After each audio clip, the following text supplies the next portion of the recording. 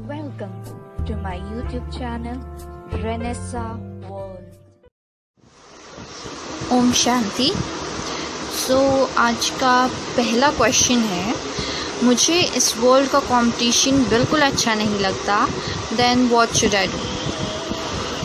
बहुत अच्छा क्वेश्चन है and it needs answer definitely. I would say competition कुछ बड़ी बात नहीं है। इसका सॉल्यूशन बिल्कुल ईजी है। अगर आप कंपटीशन में बिलीव करते हैं यानी आप बिलीव करते हैं बेस्ट बनने में, ना कि एक्सीलेंट बनने में। अब आप सोचेंगे बेस्ट और एक्सीलेंट में अंतर क्या होता है, तो बहुत अंतर है। बेस्ट मतलब कॉम्पीट करके गुड बेटर बेस्ट बनना, और एक्सीलेंट मतलब किसी का कॉपी ना करके अपने यूनिक टैलेंट से अपने काम में सबसे अच्छा बनना। यानी जो हमारी चीज़ें हमारे ग्रहण करने योग्य है वो हमें अपने अंदर ग्रहण करने चाहिए। तो हमें अपनी योग्यता बढ़ानी है, ना कि हमें बेस्ट बनना है।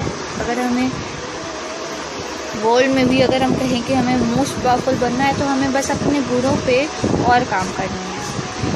आपने माइक्रोसॉफ्ट के HR और एक स्वीपर की कहानी तो बहुत सुनी होगी, इट्स अ पॉपुलर वन। एक बार एक जॉबलेस मैन माइक्रोसॉफ्ट के HR के पास गया। The HR interviewed him and then he watched कि वो कैसे फ्लोर क्लीन कर रहा है, और फिर उसने कहा यू आर अपॉइंटेड। फिर उसने उससे उसका ईमेल एड्रेस मांगा और कहा कि I will send you the forms to fill इन।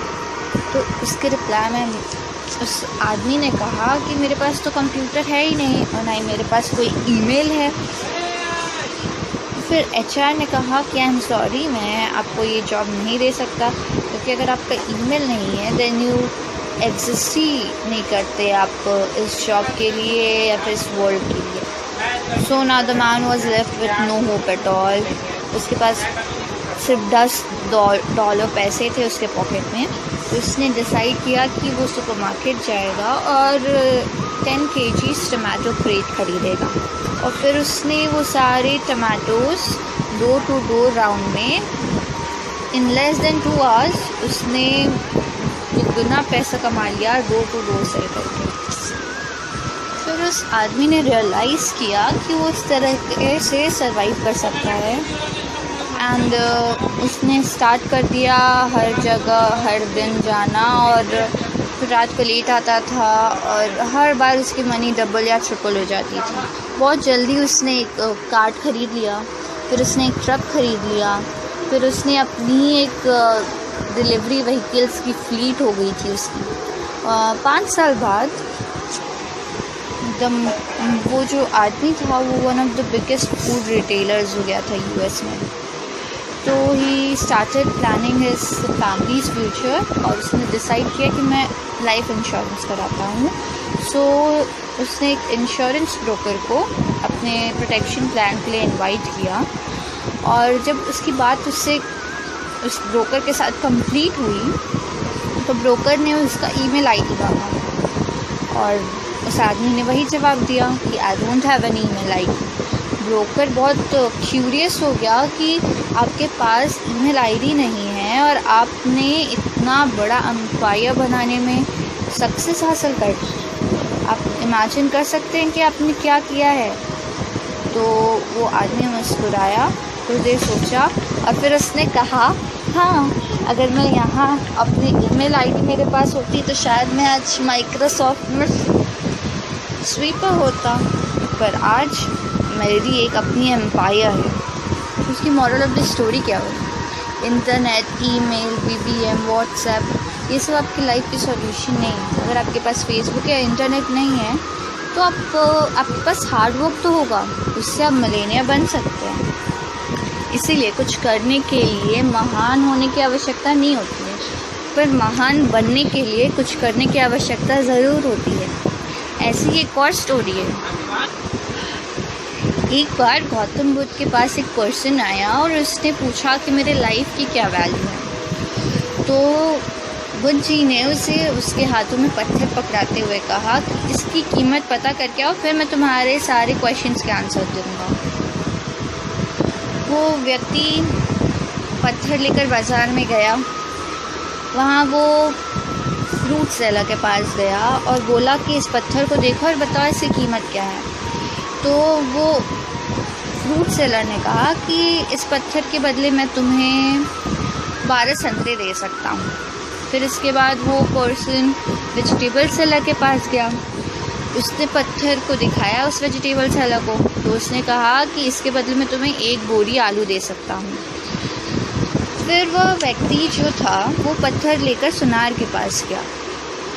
सुनार उसे देखकर कहा कि इस पत्थर के बदले में तुम्हें 1000 स्वर्ण मुद्राएं दे सकता हूँ। फिर उस पत्थर को बेचने के लिए वो तैयार नहीं हुआ और फिर उसके बाद वो पत्थर लेकर जौहरी के पास गया। तो जौहरी ने जब वो पत्थर को देखा तो वो बोला कि ये तो अनमोल रत्न है। वो व्यक्ति हैरान रह गया। इसके बाद वो बुद्ध के पास लौट आया। उसने सारी बात बताई और पूछा कि अब बताएं जीवन का मूल्य क्या है। बुद्ध ने कहा कि फ्रूट सेलर ने इस पत्थर की कीमत 12 संतरे लगाई, वेजिटेबल सेलर ने 1 बोरी आलू लगाई, सुनार ने 4000 स्वर्ण मुद्राएं लगाई और जौहरी ने इसे अनमोल बताया। यह बात हमारे जीवन पर भी लागू होती है। हर व्यक्ति एक हीरा है, लेकिन दूसरे लोग हमारी कीमत उनके सामर्थ्य और उनकी जानकारी के अनुसार लगाते हैं। हमें हमारी योग्यता की तुलना किसी से नहीं करनी चाहिए। हमारी एबिलिटी, हमारे परफॉर्मेंस की वैल्यू हमें खुद होनी चाहिए, क्योंकि कोई दूसरा व्यक्ति इसकी सही कीमत नहीं लगा पाएगा। अगर कोई हमारी एबिलिटी की वैल्यू लगाएगा तो वो अपने एबिलिटी के हिसाब से लगाएगा। इसीलिए हम लोग को अपने आप को किसी से कम नहीं समझना चाहिए और इसे लाइफ का मंत्र बना लेना चाहिए। तो इस वर्ल्ड में कंपटीशन कहाँ हुआ? इस वर्ल्ड में कंपटीशन था ही नहीं। We have to be excellent in our work, not the best. Remember this. Thank you. ओम शांति। सो आज का पहला क्वेश्चन है। So we have another question. सत्संग सुनना कैसे अच्छा है? Om Shanti. Well, it's a weird question, but yeah, I'm going to answer this one too. So सत्संग सुनना बिल्कुल ही अच्छा होता है, बस सुनने वाले के कानों और नियत पे इसका प्रभाव होता है, क्योंकि एक कान से सुनना एक कान से निकाल देना we see the most of the time. तो जैसे बांसुरी के भांति हमें अपने मन को खाली रखना है तभी राग छेड़ पाएंगे, वैसे ही इसीलिए हमें अपने मन को बिल्कुल खाली रखकर सत्संग सुनना चाहिए और उसे निकाल नहीं देना चाहिए। So I have a story for this one to.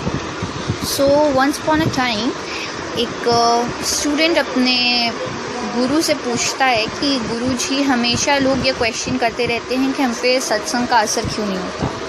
मेरे मन में भी ये प्रश्न चक्कर लगा रहा है।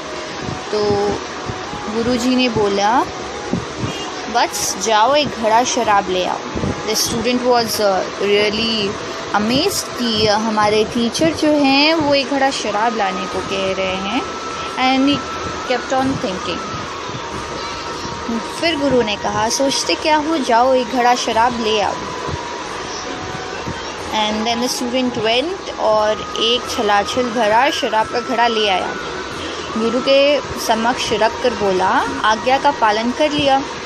Then the guru said, yes, शराब पी लो। Then the student was again amazed. He was bewildered with this order of the guruji. Then गुरु ने कहा कि शिष्य, एक बात का ध्यान रखना, पीना पर शीघ्र कुल्ला थूक देना, गले के नीचे मत उतारना। शिष्य ने वही किया। शराब मुंह में भर कर तत्काल उसे स्पिट कर देता। देखते देखते घड़ा खाली हो गया। आकर कहा, गुरुदेव, घड़ा खाली कर दिया है। देन द गुरु आस्क्ड कि क्या तुम्हें नशा चढ़ा? देन द स्टूडेंट आंसर, बिल्कुल नहीं गुरुदेव, नशा तो बिल्कुल नहीं आया। देन गुरुदेव सेड, अरे शराब का पूरा घड़ा खाली कर गए और नशा नहीं चढ़ा। Then the student again answer, गुरुदेव, नशा तो तब आता जब शराब गले के नीचे उतरती। गले के नीचे तो एक बूंद भी नहीं गई, फिर नशा कैसे चढ़ता? देन द गुरु सेड, बस फिर सत्संग को भी ऊपर ऊपर से जान लेते हो, सुन लेते हो, गले के नीचे उतारते ही नहीं, व्यवहार में आता ही नहीं, तो प्रभाव कैसे पड़ेगा? हुआ ना समाधान आपके क्वेश्चन का? अगर नहीं तो एक और स्टोरी है मेरे पास बुद्धा की, विच is one of my favorite stories. Not stories, it's kind of teaching. So one day one of disciples of Buddha asked him कि हम लोग रोज सत्संग आपका सुनते हैं, लेकिन क्या सभी लोगों का कल्याण होता है? Then Buddha answered, हाँ कुछ लोग का होता है and some do not get benefit at all. तो जो डिसाइपल था उसने पूछा ऐसा क्यों होता है? So Buddha said, okay, I will answer you this question. तुम पहले मेरे क्वेश्चन का आंसर दो। अगर कोई पर्सन तुमसे कहीं जाने का रास्ता पूछता है और तुम्हारे रास्ता बताने के बाद भी वो गलत रास्ते पे चला जाता है, तो तुम क्या करोगे? देन द डिसाइपल सेड कि मेरा वर्क तो सिर्फ उसे रास्ता बताना था, अगर वह फिर भी भटक जाता है तो मैं क्या कर सकता हूँ? सो बुद्धा सेड कि इसी तरह my work is also to give satsang, मार्गदर्शन करना। मेरा सिर्फ सही गलत का भेद मैं बता सकता हूँ। मैं जो सूत्र बताता हूँ उन्हें अपनाना या नहीं, ये निर्णय लोगों को ही करना होता है। जो लोग ये सूत्र अपनाते हैं उनका कल्याण हो जाता है, और लोग इन बातों को नहीं अपनाते, वे हमेशा दुखी रहते हैं और भटकते रहते हैं। And some of them think that सत्संग सुनने का तो कोई असर ही नहीं, it's a time waste, so we should not listen to satsang, satsang is not benefited at all. So ये सारे थॉट्स गलत हैं। Satsang is very beneficial if you take it, आप उसे ग्रहण करें तो बहुत बेनिफिशियल है। और लॉकडाउन जैसे समय में सत्संगों की तो बहुत आवश्यकता है। So we should keep our focus on. So our next question is, मैं ओवर थिंकिंग कैसे कम करूं? या I can understand over thinking. इस समय मेरे ख्याल से लॉकडाउन में सबसे ज़्यादा लोगों को ये प्रॉब्लम होगी ओवर थिंकिंग की। सो ओवर थिंकिंग की जहाँ तक मैं जानती हूँ 2 ही सॉल्यूशन है, एक है पॉजिटिविटी और दूसरा है contentment, self contentment. So self contentment is very important in this world. कहा जाता है कि जब कलयुग आने वाला था तो कलयुग ने भगवान से पूछा कि मैं कलयुगी मनुष्यों से I want to steal happiness and hide it somewhere deep in the sea or among the clouds or somewhere on the other planet. तो भगवान ने कहा कि ये सब करने से कुछ नहीं होगा, क्योंकि कलयुगी मनुष्य ऐसे होंगे कि वो हर जगह पहुंच जाएंगे। अगर तुम्हें उनकी खुशी छिपानी है ना, तो you hide it within them, उनके अंदर ही छिपा दो, क्योंकि वो हर जगह खोजेंगे लेकिन कभी अपने अंदर झांकने की कोशिश नहीं करेंगे, अपनी हैप्पीनेस को अपने से ढूंढने की कोशिश नहीं करेंगे, वो चीज़ों से खोजने की कोशिश करेंगे। एंड दिस इज़ वाई कि आज के मैक्सिमम लोग ओवर थिंकिंग से प्रभावित हो रहे हैं। ओवर थिंकिंग कोई बैड हैबिट नहीं है, it's good, but not a negative thoughts. You should over think on positive thoughts. हमें परमात्मा, ईश्वर, इन पे ओवर थिंकिंग करना चाहिए, ना कि नेगेटिव थॉट्स पे। नेचर के हिसाब से हम लोग एडजस्ट होते हैं, ना कि नेचर हमारे हिसाब से एडजस्ट होती है। उसी प्रकार परिस्थितियाँ आती हैं और कहते हैं कि परिस्थिति भगवान उन्हीं को देते हैं जो उनके सबसे प्यारे बच्चे हैं, ताकि वो उन परिस्थितियों से निखर कर आए एक सोने की तरफ। जैसे सोने को अंगीठी में पहले झोसा जाता है ताकि वो और सुंदर हो सके। तो इसीलिए हमें परिस्थिति को अपने हिसाब से नहीं, परिस्थिति के हिसाब से एडजस्ट होना सीखना होगा, परिस्थिति में अडोल होना सीखना होगा। अगर मैं आपको ऐसा एक पेपर देती हूँ जिसमें कई सारे ब्लैक डॉट्स हों और मैं पूछूँ आपसे, आपको 3 सेकंड दूँ कि इस पर कोई 3 थॉट्स फटाफट बनाइए, तो आई एम श्योर कि आप सब उन ब्लैक डॉट्स पे अटेंशन देंगे कि वो ब्लैक डॉट किस तरीके का है, कैसा उसकी पोजीशन क्या है, उसकी साइज़ क्या है। पर आप में से कोई भी ये पॉन्डर करने की कोशिश नहीं करेगा कि ब्लैक डॉट के अलावा वहाँ पे वाइट पार्ट भी है, वाइट पेपर भी है। और यही चीज़ हमारी लाइफ में भी होती है। We all have a white paper to observe and learn from. तभी हम लोग फोकस उन डार्क स्पॉट्स पे करते हैं, उन चीज़ों पे करते हैं जो हमें हार्म करती हैं। We have so many reasons to celebrate. हमारे parents, coworkers, friend, good health, एक अच्छी जॉब हो, एक बच्चे की मुस्कान हो, कई सारे हमारे लाइफ में हुए मिरेकल्स हम लोग हर दिन विटनेस करते हैं. फिर भी हम लोग अपने हॉरिजन्स को लिमिट कर देते हैं बस डार्क स्पॉट्स को देखकर. डिसअपॉइंटमेंट कहाँ है, हमारी फ्रस्ट्रेशन कहाँ है, हमें किस वजह से फियर हो रहा है, किस वजह से एंजाइटी हो रहा है, यही सब चीज़ें, हमारे साथ क्या क्या रॉन्ग हुआ है, इन्हीं सब चीज़ों पे हम हमेशा पॉन्डर करते रह जाते हैं. हम लोग बहुत सारी अच्छी चीज़ें इन ब्लैक डॉट्स को देखने के चक्कर में फॉर ग्रांटेड ले लेते हैं. अपनी सारी एनर्जी फोकस कर देते हैं एक इनसिग्निफिकेंट डॉट लाइक फेलियर पे, डिसअपॉइंटमेंट पे. ये dark spots compare to good things हमारे लाइफ के बहुत कम हैं, फिर भी हमारे माइंड को पिट अप करने लगते हैं. So we don't have to let them pit up our minds and let us think positively. हमें अपनी आँखों को इन ब्लैक डॉट्स के ऊपर से हटाना होगा और लाइफ के ब्राइटेस्ट साइड पे देखना होगा. अपनी पॉजिटिविटी को गवर्न करना होगा अपने थॉट्स से, and then only you can gain happiness. एक स्टोरी है जो आज हम लोग फेमस कहावत देखते हैं, हाफ फिल्ड और half empty glass is an example of pessimist और ऑप्टिमिस्ट. सो ऐसे ही एक रेगिस्तान में एक आदमी को एक बॉटल मिलता है, उसमें आधा बॉटल पानी रहता है.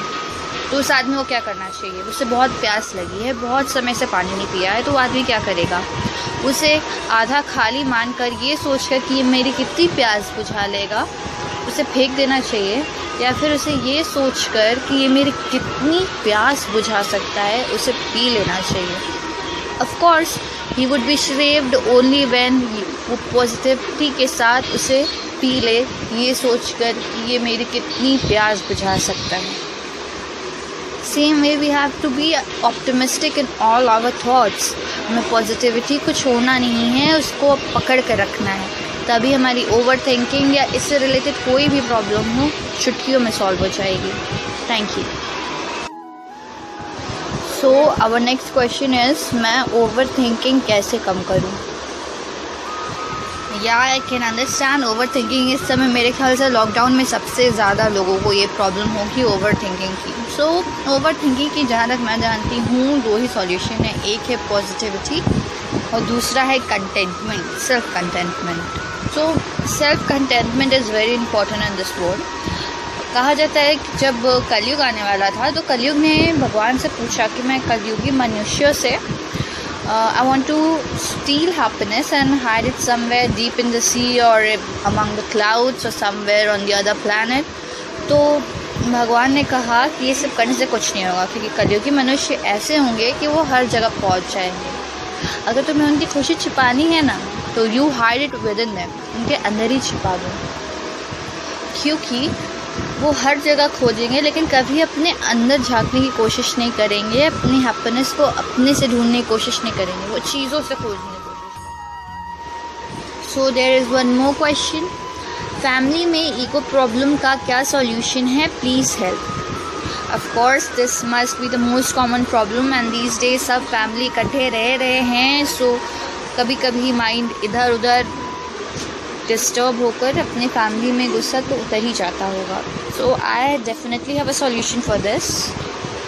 सो पहले तो आप एक बुक का कवर उठाइए and then ask the person sitting on opposite side the color of which, like I am having a book, it has a purple color on one side and white color on the other side. So जो opposite side होगा उसे तो purple ही colour सही लगेगा अगर आप पूछेंगे इस बुक का कलर क्या है, और आप जिस साइड बैठे हैं अगर उस साइड वाइट कलर है तो आपको तो लगेगा इस बुक का तो वाइट कलर है, he is saying that. So the way of seeing a thing is wrong और राइट. आप एक इंसान गलत या सही नहीं होता है, वो जिस चीज़ को जिस नज़रिए से देखता है वो नज़रिया गलत या सही होता है. So there is no point of ego in anything. एक बात तो हमें मान लेनी चाहिए कि सारे इंसान अपनी अपनी जगह सही हैं, एंड अगर हमें वो रॉन्ग लगते हैं तो we should pray for them कि हाँ गॉड उन्हें सही रास्ता दिखाएं और उनका अच्छा हो, ना कि हमें अपने माइंड को ईगो गुस्से से भर लेना है कि he showed ego I will also show him ego. Family में ये सब नहीं होता है. और मैं एक स्टोरी सुनाती हूँ जिससे शायद आपकी ये प्रॉब्लम सॉल्व हो सके। एक आइलैंड था, उस पर कई सारे पॉक्यूपाइंस रहते थे, या फिर मैं कहूँ there were only porcupines. So you know porcupines, उनके टेंटिकल्स निकले रहते हैं, कांटे जैसे निकले रहते हैं उनके बॉडी से। So what happened once it was announced कि एक बहुत ख़तरनाक तूफ़ान आने वाला है और बहुत ज़्यादा ठंडी पड़ने वाली है, जिसमें मरना तो तय, because we know they are warm blooded animals. So what happened, जो उनका सरदार था, ही सेड कि इसका सिर्फ एक ही रास्ता है कि हम सब एक दूसरे के बिल्कुल क्लोज होकर ये समय काटें। Then the porcupines were shocked कि हम लोग अगर एक साथ सोएंगे तो हमारे जो कांटे हैं वो एक दूसरे को धंसेंगे। देन द सरदार सेड कि बिल्कुल धंसेंगे, लेकिन वो थोड़ी सी चोट सहकर हम अपनी जान बचा सकते हैं, या फिर दूसरों से अलग रहकर मौसम की मार सहकर बहुत ही बुरे तरीके से अपनी लाइफ को ख़त्म कर सकते हैं। वैसा ही सिचुएशन इस लॉकडाउन में भी आया है, राइट। सो फैमिली में हम रहकर अपने आप को प्रोटेक्ट कर सकते हैं, कितना भी झगड़ा हो, कितना भी बातें हो, लेकिन जब टाइम आता है तो हमारे फैमिली मेम्बर्स ही हमें सपोर्ट करते हैं। और बेटर होता है कि हम लोग फैमिली के साथ होकर बाहर वालों के लिए वनरेबल ना हो जाए। अगर हमारे साथ हमारी फैमिली नहीं है तो हम बाहर वालों के लिए बहुत वनरेबल हो जाते हैं, हमारे पास हर स्ट्रोक हम पे, हर निशाना हम पे दिया जाएगा। सो हम अपनी फैमिली के साथ बहुत प्रोटेक्शन में रहते हैं, तो थोड़ा सा दर्द सह लेना तो हमारे हिस्से में होता है, हमारे बेनिफिट में होता है, एज़ कम्पेयर टू सोसाइटी के ताने, सोसाइटी के डिफरेंट चीज़ें, सोसाइटी के प्रॉब्लम्स झेलने से अच्छा है हम फैमिली में थोड़ा सा मेल जोल बना कर रहें। There was one more story which will finish how to give a rest to your problem. So there's a story of Buddha only I am going to tell you. So once Gautam Buddha came to teach his disciples, or he was carrying a kind of rassi with him in his hands, और thousands of disciples उनका wait कर रहे थे उनको देखने के लिए। और as they were seeing him walking towards them, तो उन्होंने देखा कि वो अपने हाथ में एक रस्सी लिए हुए हैं और उन्हें वो बहुत अनयूजुअल लगा। सो बुद्धा एड्रेस द गैदरिंग कि व्हाट डू यू सी। सो सब लोग ने कहा कि एक रोप है आपके हाथ में। तभी बुद्धा ने स्लोली उसमें नॉट्स डालने शुरू किए और ऐसे करते करते उसमें 3 नॉट्स डाल दिए। और फिर उन्होंने पूछा कि अब ये रोप जो है वही सेम रोप है या फिर ये रोप बदल गई है। कुछ ने आंसर किया कि है तो वही रोप, लेकिन इसका स्ट्रक्चर अब बदल गया है, इसका अपीयरेंस अब बदल गया है। कुछ ने कहा बिल्कुल वही रोप है, अभी भी उसी मटेरियल से बनी है, इसमें वही सब चीज़ें हैं, तो इट्स द सेम रोप। तो बुद्धा ने उस रोप को दोनों साइड के एंड से पुल किया। तो उन्होंने कहा अब क्या हुआ। तो सारे डिसाइपल्स ने कहा ये तो और टाइटन हो गई ये नॉट्स। तो ही सेड कि तब फिर मैं इसे कैसे खोलूँ।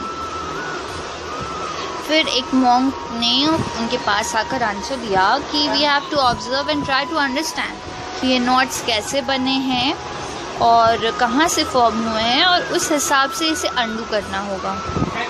बुद्धा ने कहा yes this is right, they are right. इसी तरह हम जब भी परेशानियों में फंसते हैं तब हम बिना कारण जाने ही उसका सॉल्यूशन निकालने लगते हैं, जबकि हमें पहले प्रॉब्लम्स को उसकी प्रॉब्लम्स की बेसिस समझनी होगी और फिर उन प्रॉब्लम्स का रीज़न जानना होगा, और फिर हम इस नॉट को बहुत आसानी से खोल पाएंगे जो हमारे रिलेशनशिप्स में पड़ गए हैं। इसलिए पहले सारे प्रॉब्लम्स का बेसिस जानना चाहिए और फिर उसका सॉल्यूशन निकालना चाहिए। सो होप ये स्टोरीज़ आपको कुछ लेसन दे गई हूँ और आपकी प्रॉब्लम्स को सॉल्व करेंगी। इसी के साथ thank you. So there is one more question